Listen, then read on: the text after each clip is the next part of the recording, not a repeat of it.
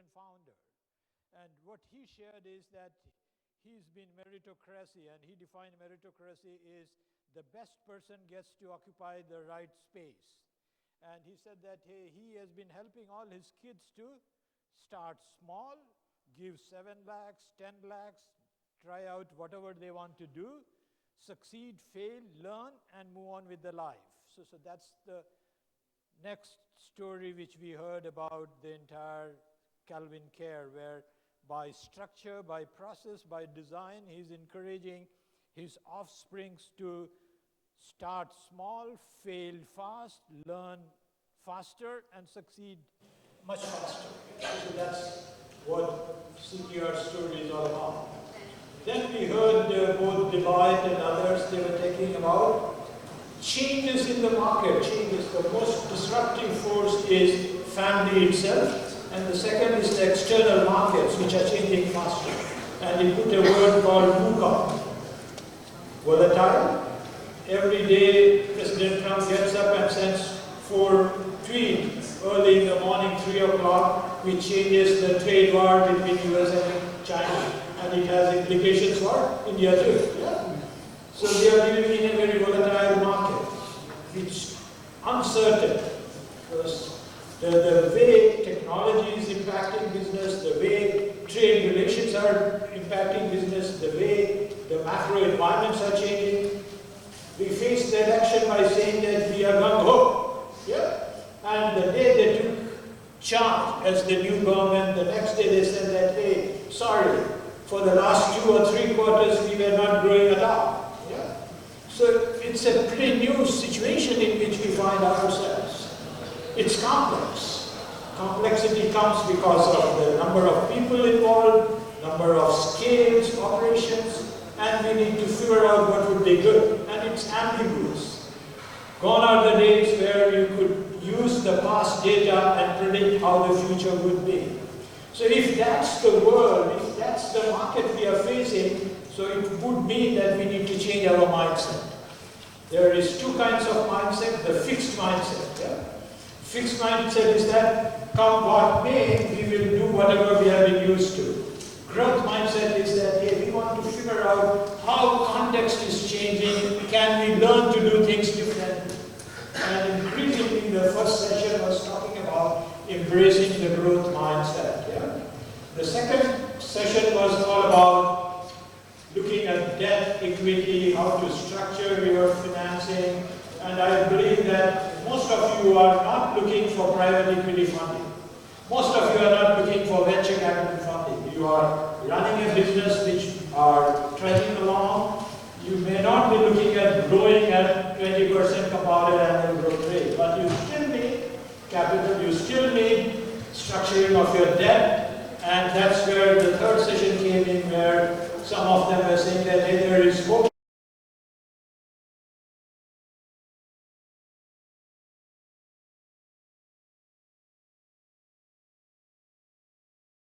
Not only do what you're doing, but leave beyond for next generation. So that's what we have learned. Yeah? Some of them are very complex concepts, some of them are easy to do. All of you may be struggling, hey, how do I implement this in my business? What do I do next day when I walk out of here? Group Captain Vijay Kumar has done a great job, got all of us together in this room, got exciting speakers, enabled to appreciate perspectives. Some of them are relevant, some of them may not be that relevant. What do I do tomorrow when I wake up? Yeah? And our job is to help you to put arm around different things which you have listened, understood, and figure out what we need to do. And I have got a very distinguished panel here. I have Archana. She runs the Ascent Foundation, which was started by Mariwala Group. And the entire objective of Ascent Foundation is to work with next generation of family businesses and help them to rediscover the entrepreneurial energy. So she brings that inside. I have Rashad with us. He is into very commodity business where he has added value and he's competing with the best in the leather industry. He works from Ambur, yeah, Rashad? And his struggle is that he's the 3rd generation of leather business, where he's competing with the best designers from Italy, from Milano, from Spain. He can hold them together. His struggle is, how do he prepare the fourth generation to look at the business and take it to the next level? Yeah. And then we have our friend from Ernst & Young, and he is Krishna Chaitanya, have I got the name? And his job is to go and advise a large group of family businesses. So what have we got? We have got Archana, who works with family business inheritors, who needs to learn how to cultivate entrepreneurial mindset and look at what they want to do. We have Chaitanya there, who advises family businesses to look at both in the medium, tiny, middle, large scales, and he brings a concept, insights, what would work for you, what would not work for you.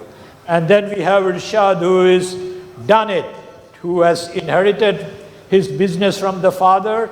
He has a set of siblings. Some of them have gone to Babson and learned what to do there entrepreneurially. And now he is trying to figure out, hey, how do I prepare my fourth generation to succeed and take the business? So that's the context in which we want to relate to all of you, put the arms around all the concepts which has been thrown at you. Information overloading has been there. We want to help you to put things together. Is that all right? Yes. I want to hear a bit loud, yes. Great. So let me start. I always believe we need to be chivalrous. We start with the lady. That's defying patriarchy, which we had in the morning. Yeah. But thank you so much, Professor. Just to sum up what Professor said, Ascent is a foundation started by Harsh Mariwala, chairman of Marico Limited. And I would actually take from his own learning when he started setting up Marico, which was a family-managed business called Bombay Oil. I don't know how many people know that journey where he took Bombay Oil to make it Marico, and now you would be happy to know that it's professionally run. He has 2 children who are not part of the business. They run their own individual business, because one thing I think the Mariwalas are very clear, and I'm talking not just about Mr. Harsh Mariwala, the other Mariwalas who are there based out of Bombay and other cities, is that they defined their purpose as a family is to create more businesses, to be more entrepreneurial by nature, and that is what they defined as their purpose of existence in this planet. So what they have very clearly defined is the children will never join the business and will create their own. I think this was a great way to start the entrepreneurship spirit in these people, in the second or third generation, and not involve them, not build a sense of entitlement in the second, third generation at all. That was one way of doing that. And second step was to create it professionally. Like, was very clear to build a brand out of Marico, which were the several brands under Marico, which is Parachute and Sfola or Kaya Skin Clinic, but professionalize each business and professionalize Marico in general. Also, Mr. Mariwala himself is not necessarily running the business anymore, and he's actually stepped away of running day-to-day business, and has been able to create a lot of his own interest. One happens to be Ascent Foundation, which keeps him busy and occupied and meaningfully driving a purpose of his life, which also a lot of entrepreneurs are unable to do, is cut off from business. And we have seen that with the Narayan Murthys and Infosys of the world, where they're unable to cut off, or the Tatas for that matter. So I think that is something that he's been able to do successfully, and there's a lot to learn from there. So Archana, could you spend a few minutes helping us to appreciate what's your insights of the family business inheritors who doesn't want to work with the business which the parents have created, but they want to strike out on their own? That's what most of the next generation wants to do. Yes. So what's your insight, and what would you help? Many of them, I met them and they said that, hey, we are doing pretty well. We don't know what to help, how to help our next generation. Yeah. So what would be your advice to them? So we are about 450 members in Mumbai, and we've just opened a chapter in Chennai. And 44% are family-managed businesses, which very clearly we sat with one gentleman here in Chennai who said that it's a manufacturing business, it's not a cool business for the next generation to take over, and his children are refusing to be part of the business. But he's so keen on leaving a legacy, and he's just unable to do that. The big, and it's because this is a peer learning, and there's a lot of conversation which happens with like-minded entrepreneurs that he's meeting every day. Very clearly it was told to him and suggested to him is to professionalize it. And that is, I think, something that I have seen in Mumbai entrepreneurs or Chennai entrepreneurs is also that they are moving to professionalize everything. It is about what I believe is creating intrapreneurs within your organization. Yeah. This could be leadership that you identify and groom to take over because your own family does not want to be part of it. So build these intrapreneurs, and also look at these entrepreneurs that you can and have the power or the brand to attract, if you're able to attract that from outside as well. So very clearly create these intrapreneurs, which means giving them the decision-making power, giving them, allowing them to take the risk without penalizing, which is also making them more inclusive and incentivizing them to take up larger roles within the organization. And these cannot be, mostly are not family members, but have been with the organization for a long time. Great, thanks Archana. Can we go to the advisor and consultant first and learn from you what are the trends you're seeing in small, medium family businesses? If we look at the audience here, most of them are in the small scale, some of them are in the medium scale, and their struggle is very different than the larger groups of Murugappas and TVS. And we started our session by saying that we need to acknowledge that family business is not a uniform group. It's very heterogeneous in terms of scale, in terms of scope, in terms of governance structure, in terms of concentration of ownership. And if that's the audience, what would be your advice to them in terms of doing 3 important steps to take their business to the next level? Thank you, Dr. John. Just one thing that I would like to add there is almost all businesses actually start small at some stage or the other, because today I think if you look at businesses, they have to start somewhere and they start doing well, and then they start. The biggest challenge that I think Archana also was talking about, how do you scale up, and the need for professionalism is what Archana was actually mentioning. Let me just add a bit more context. I work with a lot of organizations in along their growth journey. So advising is a very wide term. So just to clarify, I work with a lot of companies in helping them scale up their processes, systems, governance structures, put in place monitoring mechanisms to help them along that growth journey. Of course, as an organization, we do a lot of other things, but this is what I do specifically.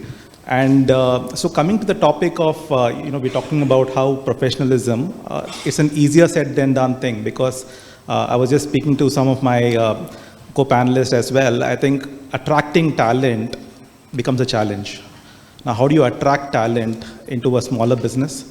How do you attract talent into a business which is away from various other metros, etc.? I think these are all very big challenges, and also talent comes at a price. So when you're talking about professionals, how do you actually ensure that the professional that we attract is at the right fit for that organization at that point of time?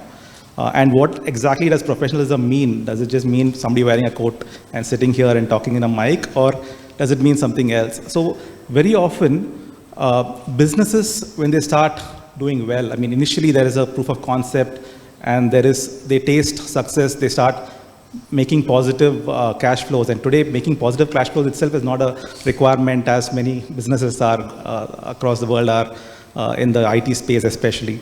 So when you start seeing the promise of that business, to scale up, you need the power of multiplier effect. And that can come when you get talent from outside, or sometimes you also have to scale up the talent within. And scaling up the talent within could mean, upskilling, cross-skilling, various development activities that we can do for them, which will help them, do more for the business. And it also comes with a lot of, things like, for example, policies, procedures, governance structures, delegation of authority, so many things that have to start in some way or the other, and then scale up as the business grows very large. So that's my couple of points that I wanted to just say. I'll probably leave it back to you and then Sure. chip in later. Thanks, Krishna. Irshad, how would you look at your business opportunities? I hate to use challenge because I was told that all of us were using challenge. No, we want to look at business opportunity. And before we walked in, we talked about how you have been holding your foot and brand in terms of increased international competition from the well-known brands in Italy, Milan, Spain, and wherever you have. So what is it that you have done so far which has held you, and what would you like to do for the next generation? What's your idea? Thank you, Professor. I'll start off just giving a background about what we are. Sure. My grandfather started the business in late 20s, but branched off as a separate business in 1957. He's from Ambur, born, brought up, studied in Ambur. Then my father moved to Chennai and studied in Ambur, but moved to Chennai at an early age and joined the business. And because he never pursued his studies, he made sure his kids studied further. So he sent me and my brothers abroad to study. And I studied in Chennai and then went to many different countries. He experimented with me in many places. And finally I ended up in Italy, and I was in the US for some years. One of my brothers was in Japan. He was never sure where to put us. So he put one son in Japan, one son in Italy, one son in Germany, and one son of all places in Costa Rica. Yeah. So we all finally came back. The funny thing is, all of us work in Ambur today. We all studied everywhere in the world and came back to live and work in Ambur. And now, one of our challenges are now our children, we've got, 6 potential entrants to our business, and they're all studying abroad as well. And we asked our father, he said, what did you do that brought us all back? I had a job at Daimler-Benz, and I still wanted to come back to Ambur.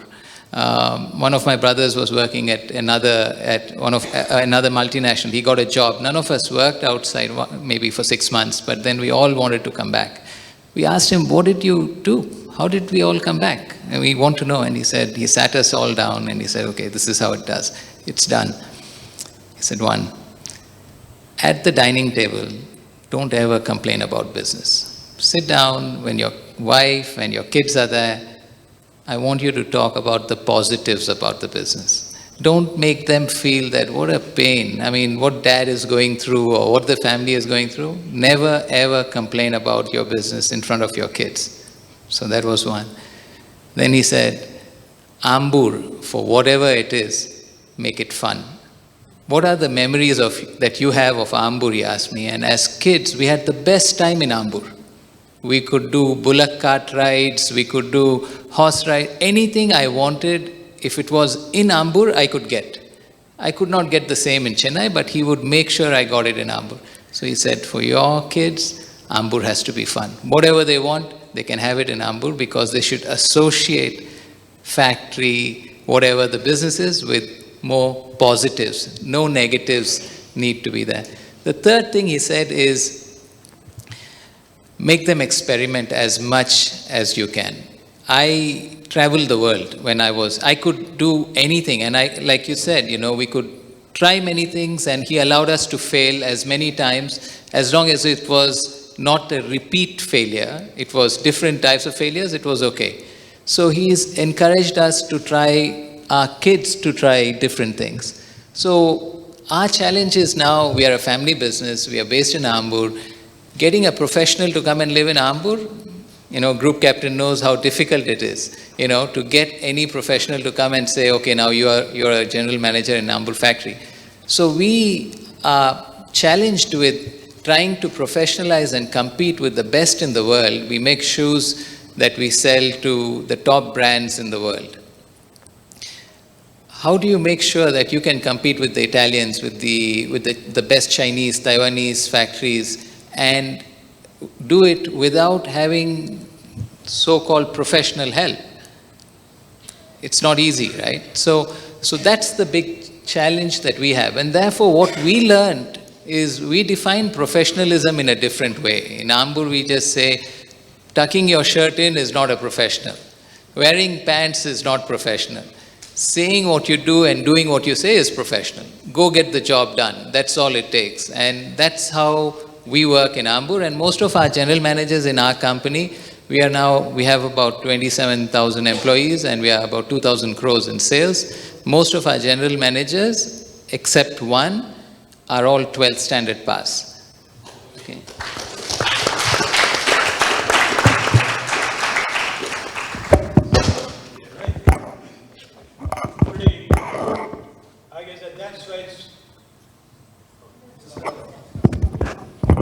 That's the importance of staying with the granddad, yeah?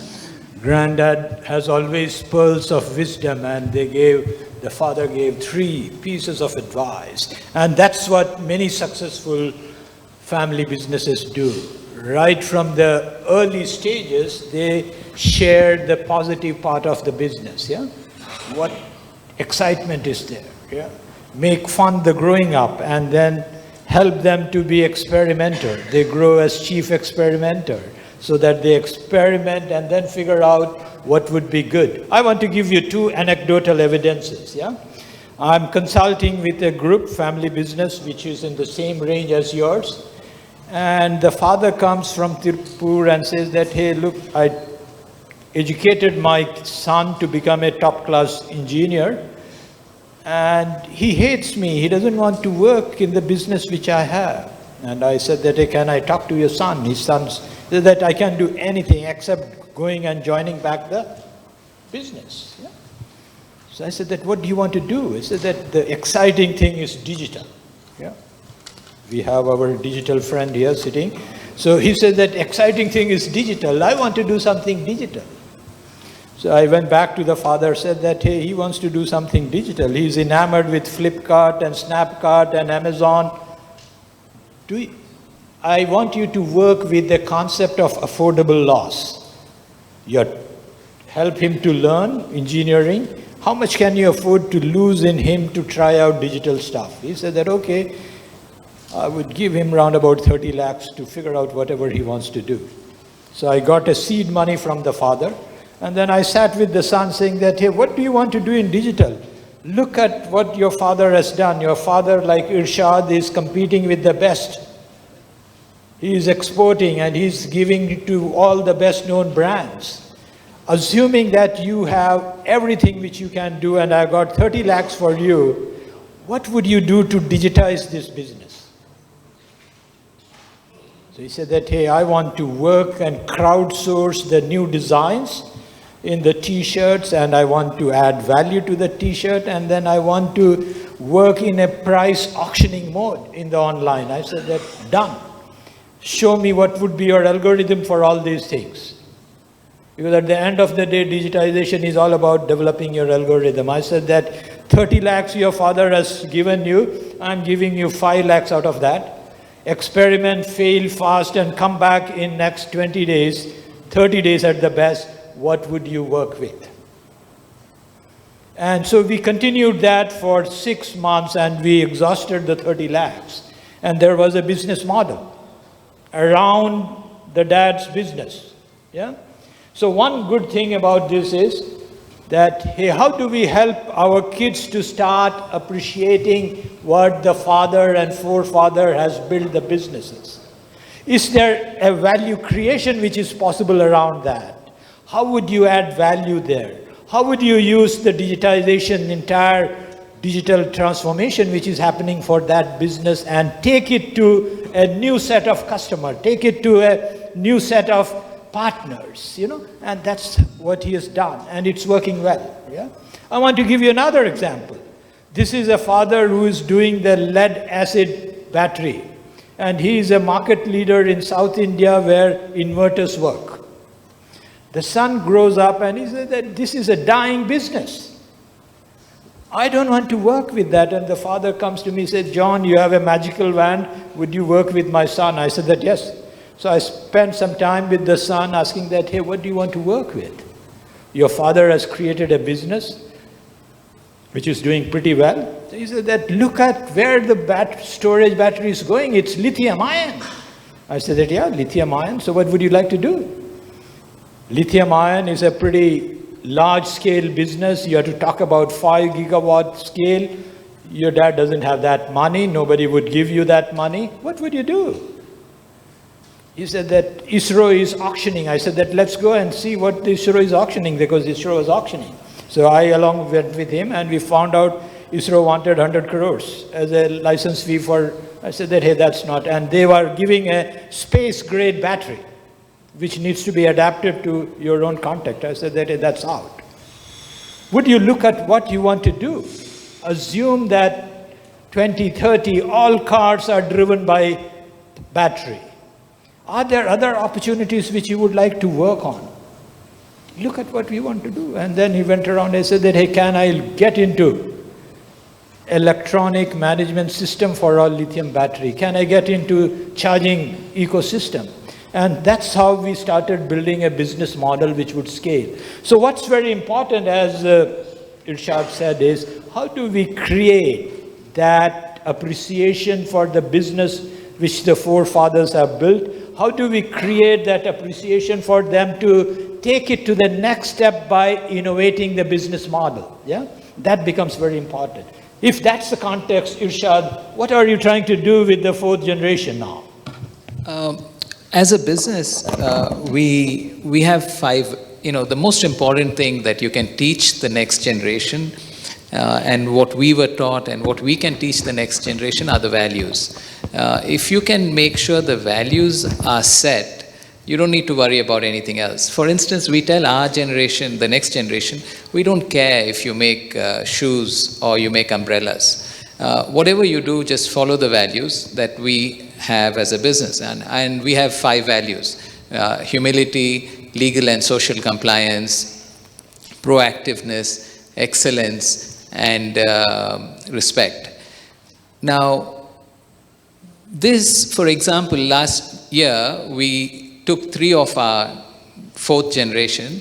One is 16 years old, one is 17 years old, and one is 18. 3 of them, we sent them to China with an envelope for a job to be done for each. One was to buy a material for us, another one was to negotiate a claim, and the third one was buying a machinery, one machine.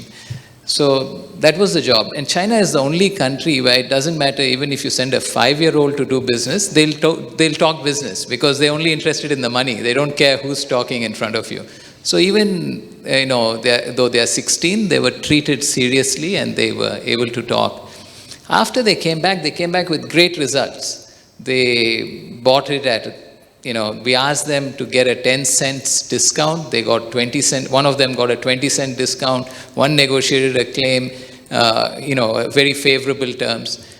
But then we had to teach them that they were wrong in doing that. We said, where did you screwed up on the fairness value. You were not fair to your supplier by squeezing the supplier much more than where you should have. You were only meant to take 10 cents from your supplier. You took 25 cents. This is not acceptable as a family value. You've got to rethink this. So these, I think, are the key things that we teach to the 4th generation, because we have no way of knowing what dynamics and business models they are going to face in the future. But if the values are eternal, and if we teach those values, then I think we'll be safe to ensure that the legacy will continue. Wonderful, wonderful example. Give him a clap. Archana, I want you to look at all the family business inheritors whom you have been nurturing, right. Picking out from what Irshad said. What are you helping them with? Values, the way to succeed in life. That's a pretty great example. So what are you doing? So I think with Irshad, I think it's a very evolved stage in terms of even understanding what you expect from the next generation. I think what we see in terms of a real challenge is a lot of entrepreneurs not even being aware that they are probably being the bottleneck to their own organization rather than being enablers. So we do a lot of workshops and all of that to actually get them to a lot more self-awareness. I think that also is a big part of it. This is, and the art of letting go. It is a fine art, has to be taught, because that also becomes a challenge with family managed businesses, to letting go of control and power. And we spoke about it in terms of what is patriarchy, is like not ready to share that power as well. So I think we start with a lot of grooming at that point of time. And we don't necessarily deal with the second generation. We are probably working with the first generation businesses only, and be bringing in a lot of awareness at that level. Also, because this is what we run is the peer learning, a lot of that experience comes from the like-minded entrepreneurs that they are meeting every month.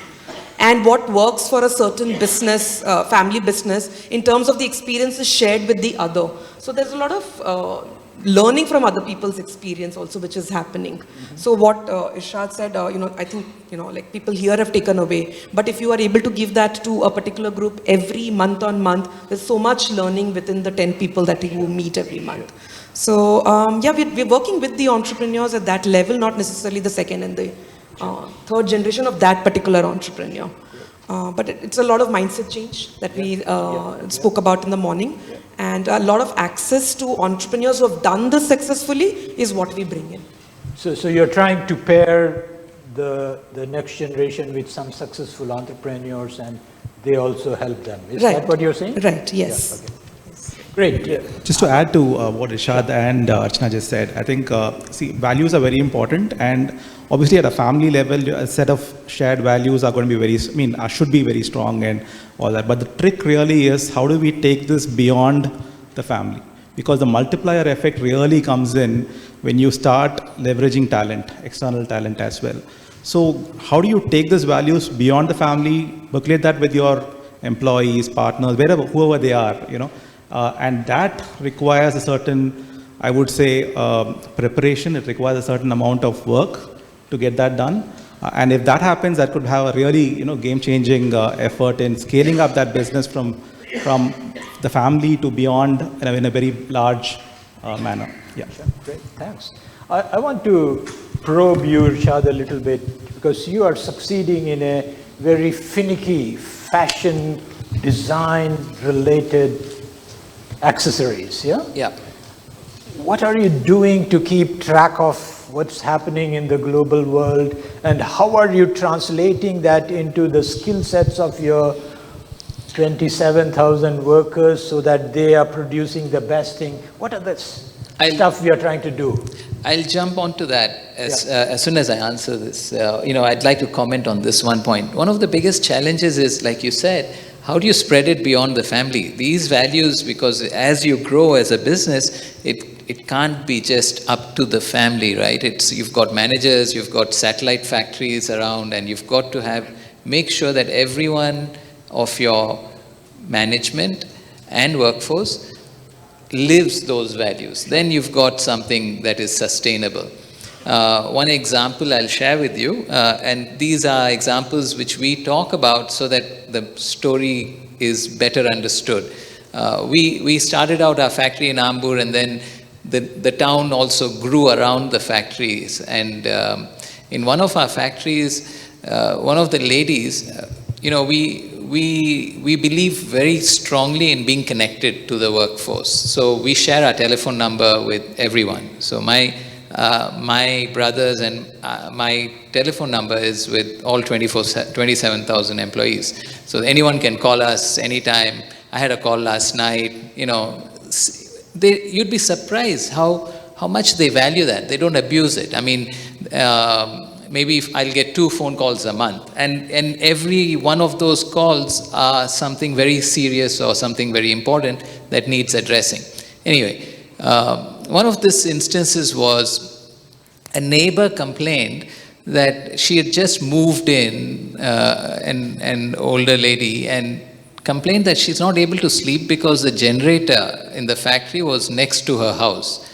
Now, the factory has been there for ages. She's just moved in next door. And now we have a problem. She's calling and telling my brother that I'm not able to sleep. Your genset keeps me up at night. So we had a talk in the company. We said, what do we do? The neighbor is complaining. So we said, let's move the genset.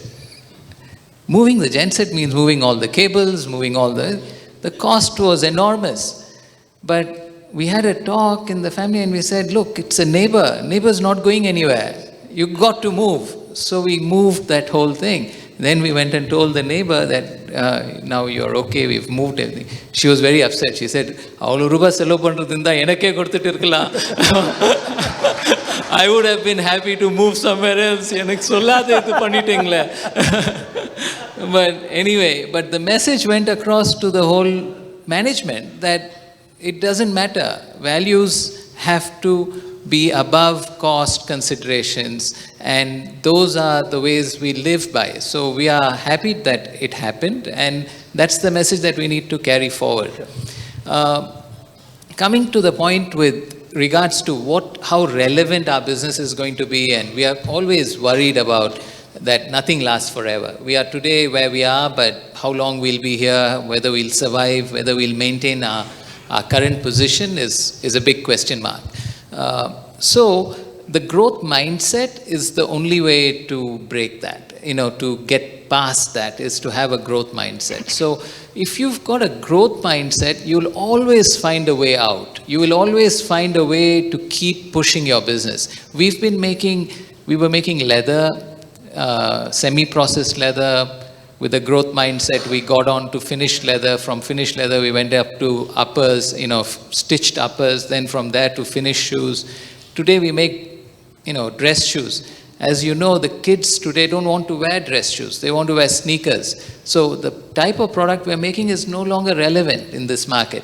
So we need to switch to a different product category to keep our business going. If we change our growth mindset and we say, no, we're happy where we are, we'll be finished. So I think the answer, Professor, is just to keep at the growth mindset at all times. There's no compromise, there's no going back, there's no alternative. I want to open up, but before I open up, I want to pose another question. Growth mindset is easier said than implementing. Help our audience to understand what you're doing to embrace the growth mindset. Growth mindset is experimenting, pushing, I think creating a vision as, although Krish, I know you said that doesn't really work, creating a dream is easy to sell, this is a dream. If you can get your dream across and you can get everyone motivated with your story, you can get action. And that's what we sell with the growth mindset. We create vision of where we want to be. And our aim is, how do we change our growth mindset, our vision is not how many 1,000 crores we want to be. It's what impact can we bring to society, right? If you're working, 27,000 workers, 95% are women. 95% women workforce. You can imagine what kind of a socio-economic change they are bringing to the community, because the men just whatever they earn, they spend it on drinks. Whereas the women, they are spending that cautiously on their children's education, they are investing that money. So we talk about how can Farida make an impact in the community? What is the vision? How far do we want to go? Last point, sorry, I won't take more time. There's something called the GER, gross enrollment ratio, which is how many kids go to college. India's average is 28%. Tamil Nadu is at 52% of high school students go to college. We, along with VIT, work with our 27,000 employees. We have 97% of our workforce, children go to college. 97%. Imagine few years from now, 5 years from now, when these kids come back and they are all college-educated kids, what kind of a revenue that family, income, earning potential happens to that family. Initially, our managers came back and said, "Allarum vandu college poita, yaru vandu vela seivanga factory la. Who's going to be in the factory?" But fortunately, we live in India. We don't need to worry. We have millions more that we can hire, right? So, I don't know if I answered your question. No, absolutely, you done that, yeah. So we want to open up the discussion, and the floor can raise any questions. We will try to answer them. Questions?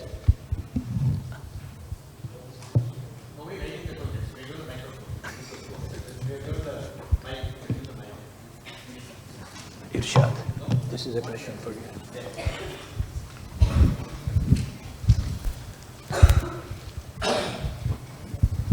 So on the one hand, you have companies like ITC, where tobacco is now, a product that is no longer politically correct. What happens when leather goes the same way and everyone says, we have to be vegan, we have to be politically correct, we have to worry about the environment? What do you do? Okay, that's already happened, right? But it's a great question. I just want to clarify one point about the leather industry, right? No one kills an animal for the leather, right? All we do is clean up after the people have killed it for the meat, right? So we are just cleaning up. And I can't imagine if the leather industry did not exist, how much worse what that would mean to the environment. And to get to the point in terms of PU, what you currently buy as leatherette, right? Because the market has shifted dramatically to non-leather. I recently went to China to buy a PU plant, to buy a PU factory, because I don't see a future growth in leather. And I went over to buy a PU plant. It's far more toxic than leather. The effluent coming out in PU is far more toxic. The only reason I did not buy that plant is because the cost of treating the effluent from a PU plant, polyurethane plant, is not double. It's like 10 times more than treating the leather effluent. So I hesitated and I said, no, I don't have the money to be able to treat it. I can buy the plant, but I don't have the money to treat it. So it doesn't even make sense for me to even invest in that. So I think it's happened. We have no choice. We will have to go into non-leather.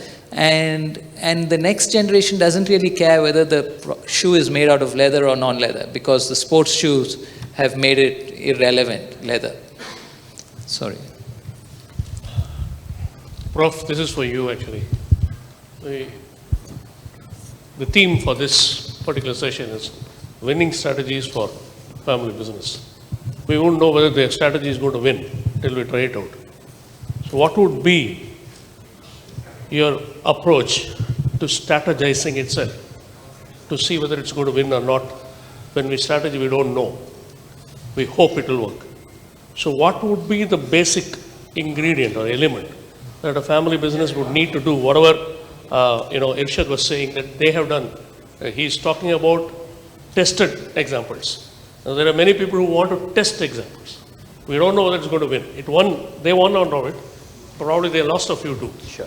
So what would be those 1, 2, 3 most important things that you would like? Absolutely. Very, very good question. Yeah. And what I was trying to tease out from my panelist was, how do you innovate? How do you, in a world which is changing faster than what we have experienced so far, how do you run faster to stay where we are? Yeah? And what are the lessons emerging from all of them? They're saying that, hey, you need to experiment. You can't take anything for granted. Past is not a good indicator of what future would be. Yeah? If that's the scenario where we cannot project whatever happened yesterday could be projected to tomorrow, what's the alternative? The alternative is that we need to experiment fast.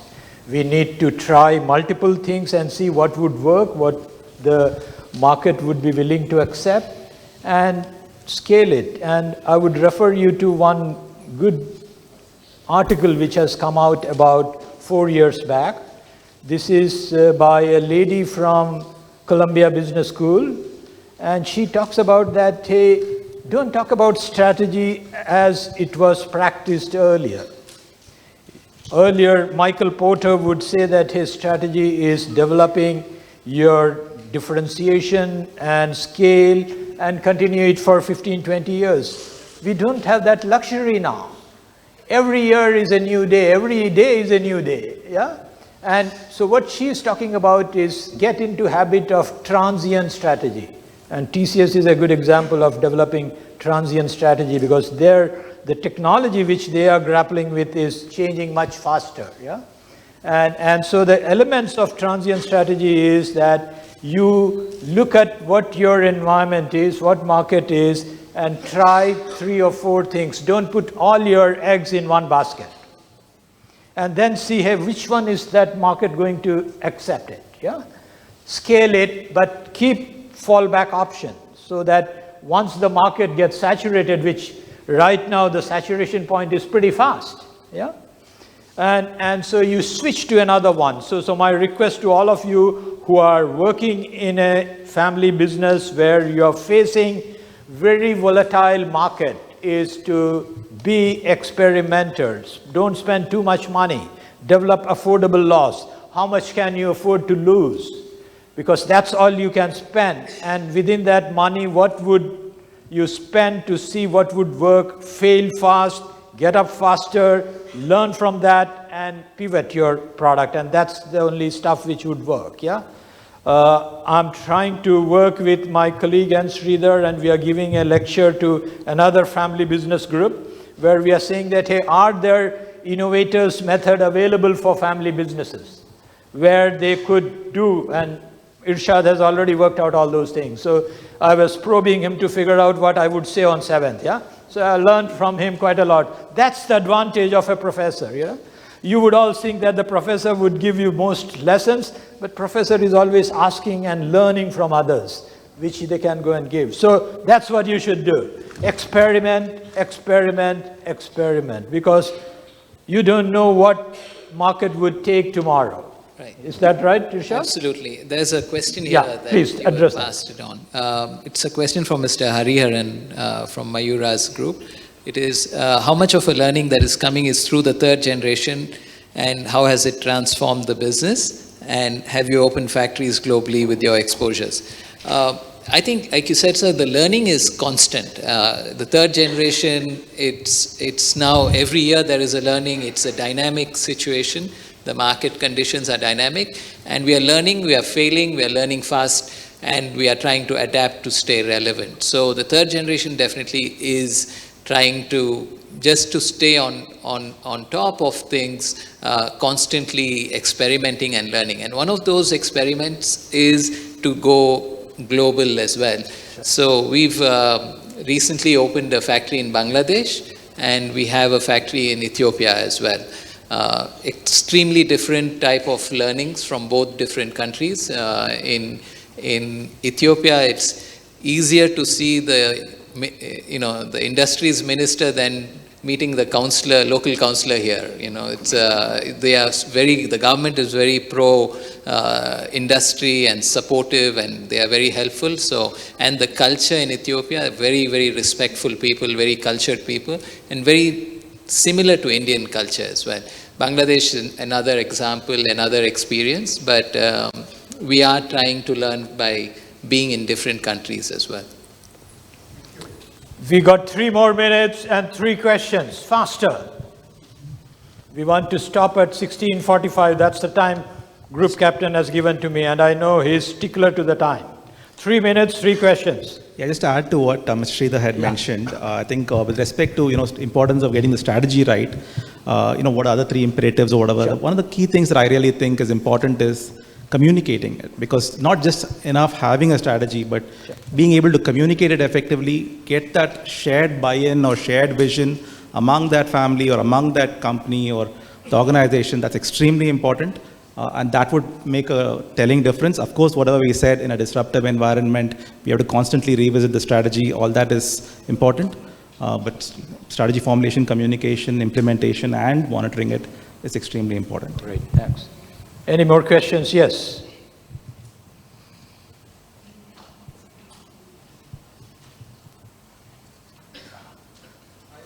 My question is to Irshad. How do you solve out the difference of opinion between siblings? Because that will be the toughest of things to be. So how do you go about Great question. And there are always difference of opinions, and difference of opinions are very good. You know, if you're not having difference of opinion, then there is a problem, because then you're not hearing alternate views, right?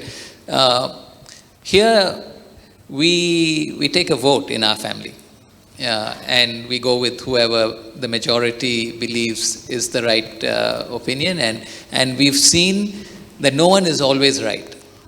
You know, you can be right one time, you can be wrong the next time. So we have all learned over the last 20 years that don't be a stickler and be arrogant or be, stubborn, because it doesn't mean that, only your way of thinking is the right way of thinking. So we've learned with having failed as well as won that, so we just go with majority right now, and we try to go work it. What if it's a tiebreaker? Then my father decides. Tiebreaker, yeah? And even if that doesn't work, my mother decides. Yeah, that's it. Biggest of all. She's the final authority. Yeah, Hariharan. Yeah. When we encourage our siblings to start their own business according to their passion, we also find them that, whatever that we were practicing, frugalness and other things are not there. These siblings want to take their flush out of the business right at the day one, even though we tell them that it is not a wiser thing to do. So they want to make money and enjoy right there. I think, I don't know how to, because this can be dangerous. Highly dangerous. Yeah. We are concerned about this very, very much, and we are worried about the next generation coming out with any sense of entitlement, and I don't believe we have an answer yet, but we are very conscious of it, and I'm here to learn as well, to see what is the best way. I don't necessarily have an answer to that, but I'm petrified of children growing with a sense of entitlement. So, sir, I share your concern. I don't know the answer. We are in the same boat, yeah. Thank you. Great, so we are almost done. We want to give our panelists last word. We start with Archana. Last piece of advice to the group here. I stick with it being professionalizing, clearly, because what got you here will not get you to the next place. And it's not about here and now in terms of investing with people, it is future. So I think going professional is, it's important. Great. Whether it's with people, systems and processes, and always reinventing is critical. Thanks.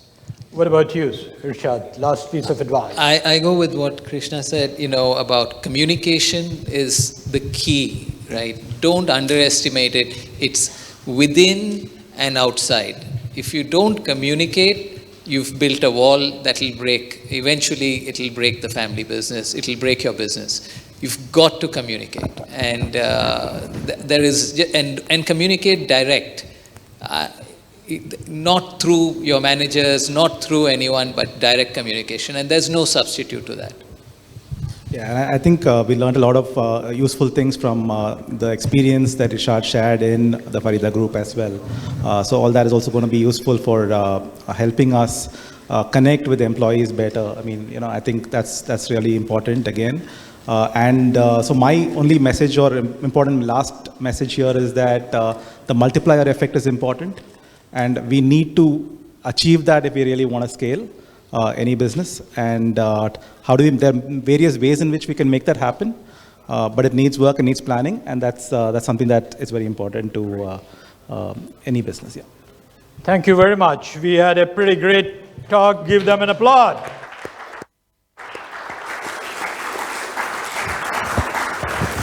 Thank you, sir. And may I request the moderator, Dr. K.C. John, to kindly present mementos to the distinguished panelists. Can we have a round of applause, ladies and gentlemen, for that very interesting, fascinating, and very lively session.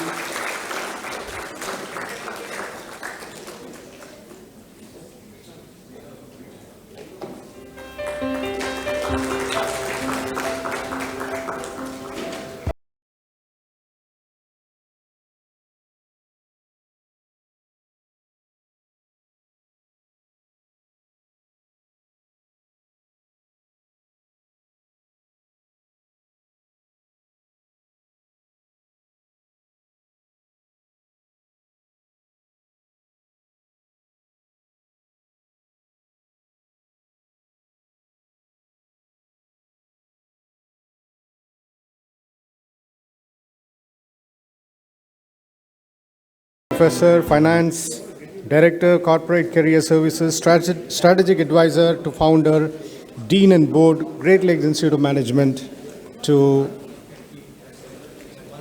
give away the concluding remarks and the vote of thanks. Good evening to all. And my colleague John has already done the concluding remarks by uprising what has happened from the beginning when he started the program. But still, as a role, I have to do something. And last fortnight, I was with Dr. Mashelka, who came for our campus and convocation. And as you know, Dr. Mashelkar is advising Mr. Mukesh Ambani at a personal level and as a strategic advisor as well. And one of the things that he was speaking was he has written a book called Leapfrogging to Pole Vaulting, which you can also look in, and he speaks of a assured framework and bringing in concise to whatever is spoken. So I thought I'll make the concluding remarks in such a way that pick up what Dr. John was saying at the last to make the speakers to do. Pick up one sentence from each person who has spoken from the morning, because I did some groundwork and Captain has made me to write down from the day, which I used to make the students to do, which he gives tough things to tough people. And Dr. John started saying, like, one of the things is we have to, 2025, if India has reached $5 trillion business, one of the things that Great Lakes also would like to advise is, advise the family business to reach that goal in a big way, which that is the reason why we are coming into this family business program. And K. Srinivasan, create a company for next generation, and so that the young generation is also to glue towards the business, and ensure conflict regulation system is in place. I'm just picking up the key things which was given by that people, and 5 lights of guarding the business family. And when Mr. CK spoke, one of the interesting facts is family business to business family. Focus on the business and family will also be supportive once they make money. Meritocracy versus hierarchy. And meritocracy will stand out. And Mr. Kannan spoke on Grand Suites as an example, and he created the panel to speak.